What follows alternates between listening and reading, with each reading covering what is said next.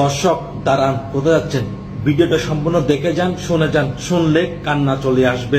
সত্যি, যদি আপনি মুসলিম হয়ে থাকেন, ভিডিওটা বেশি বেশি শেয়ার চাই প্লিজ, যেন সবাই দেখতে পারে। আল্লাহর নবী বলেন, দুনিয়ার সবাই জানে ফাতেমা আমার মেয়ে, কিন্তু আমি নিজের চোখে দেখেছি ফাতেমা হইল আমার মা। আয়েশা বলে, হুজুর সবাই জানে মেয়ে, আপনি নিজের চোখে কেমনে দেখলেন? আল্লাহ রাসূল বলে, তায়েফের ময়দান থেকে রক্ত আমার শরীর নিয়ে যখন আমি ফিরে আসলাম মক্কায়, ওই সময় আমার 4টা মেয়ে ছিল। 3টা মেয়ে কুলসুমা, জয়নাব আর রুকিয়া ঘরের মধ্যে ঢুকেই বলতেছে, বাবা তায়েফবাসীরা বড় খারাপ বাবা, এত পাথর মারছে বাবা, আপনার গোটা দেহ রক্তাক্ত হয়ে গেছে, এই কষ্ট আপনি কেমনে সহ্য করবেন বাবা, এই কষ্ট আপনি কেমনে সহ্য করবেন?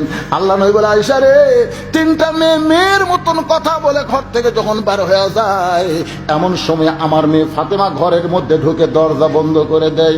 আল্লাহ নবী বলে, ফাতেমা দরজা কেন বন্ধ করলেন মা? ফাতেমা বলতেছে, বাবা তোমার আল্লাহর সঙ্গে আমার কিছু ঝগড়া করা লাগবে। আল্লাহ নবী চমকে গিয়ে বলে, ফাতেমা আল্লাহর সঙ্গে কোনোদিন ঝগড়া করা যায়? বলে, তুমি রহমাতুল্লিল আলামিন, তুমি পারবা না, তুমি পারবা না বাবা। আল্লাহ তোমাকে রহমতের সাগর করে দুনিয়াতে পাঠাইছে, তাই তুমি কিছুই বলতে পারবা না। দরজা বন্ধ করে বলতেছে, আল্লাহ তোমার ইব্রাহিম যখন নমরুদ আগুনের চুলা জ্বলাইলো, চুলা পড়ার আগে তুমি শান্তির বাগান করে দিবার পারলা।